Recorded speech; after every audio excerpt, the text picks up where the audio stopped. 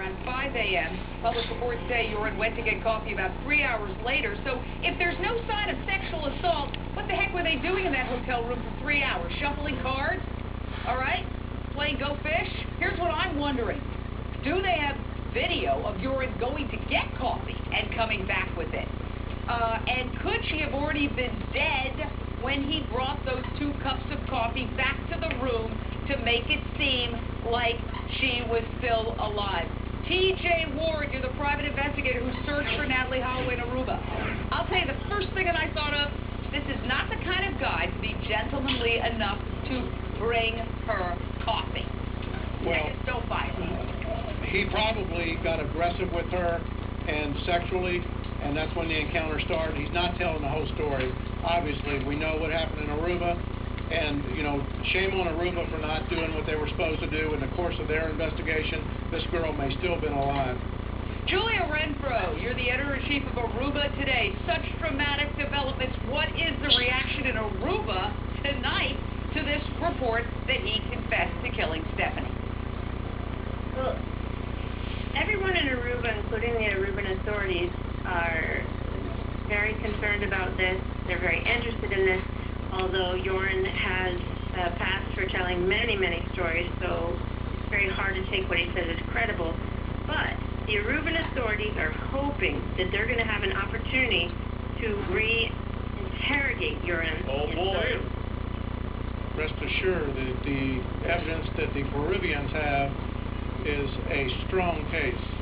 It's completely different. Here in Aruba, there was no body, there was no blood, there was no hair, there was no evidence of anything. They had 3 individuals in a car with Natalee Holloway. All right, here's what I want to know. How might this case impact the Natalee Holloway case? Stephanie Good, you're the author of Aruba, the tragic untold story of Natalee Holloway, Corruption in Paradise. Could his confession here have an impact on figuring out what the heck happened to Natalee? I would like to see that happen. I really hope so. I'm hoping that somebody will give him some kind of a little bit of an offer, some kind of a little carrot to tell the truth about what he did, because it's pretty obvious that he did something to Natalee and that it was covered up by the Aruban authorities. I'm going to disagree with you there, Stephanie. Go ahead. Of course you do. You disagree with me, Julia. Wait, let Julia speak and then you can respond. Go ahead, Julia. Well, once again, just like you said last week, Jane, alleged cover-up. This is not a cover-up. There was no evidence of a crime. The girl there was enough circumstantial evidence. There was no blood. One at a time.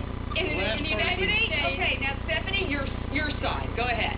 Well, you know what? In the United States, there was enough circumstantial evidence to have brought that guy in and brought a case against him.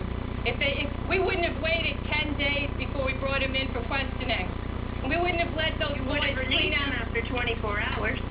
Okay. We wouldn't have given him maybe 2 hours. Hold on a second. I got to bring out my big gavel if you guys keep talking over each other, because viewers tell us they don't like it. Already the big gavel.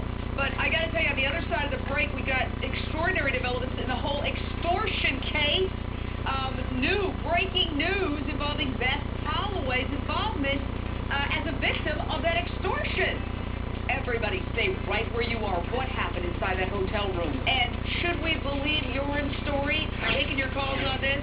1-877-JDM says. Plus, a very gruesome twist in the tragic, awful death of Gary Coleman. Sources charge his wife took pictures on his deathbed and sold them to a tabloid that's going to publish them. But first, cops say Yoren Vanisberg confessed to murder. Did he snap, or could he be a serial killer? You know, when we look at the Ted Bundys and the Jeffrey Dahmers of this world, they're obsessively focused on the hunger to kill. This is a guy who is obsessively focused on stimulation. He wants violence. He wants theft. Prilosec OTC traveled to Fairbanks, Alaska, home of one of the coldest, longest nights on the planet, and asked frequent heartburn sufferers to take Prilosec OTC for 2 weeks. The results? Prilosec OTC's 24-hour heartburn protection gave a whole lot of people their days and nights back. Prilosec OTC has let me live the life that I love. Prilosec OTC, heartburn gone, power on. Join us at ProjectFairbanks.com. Dial three grouts. Grout tool, grout float, grout sealer, grout sponge, caulk, and drop cloth. That all you got? Retaining wall. Decorative block, tape measure, stakes, string, Flag fan, hand hamper, flat pointed shovel. Booyah.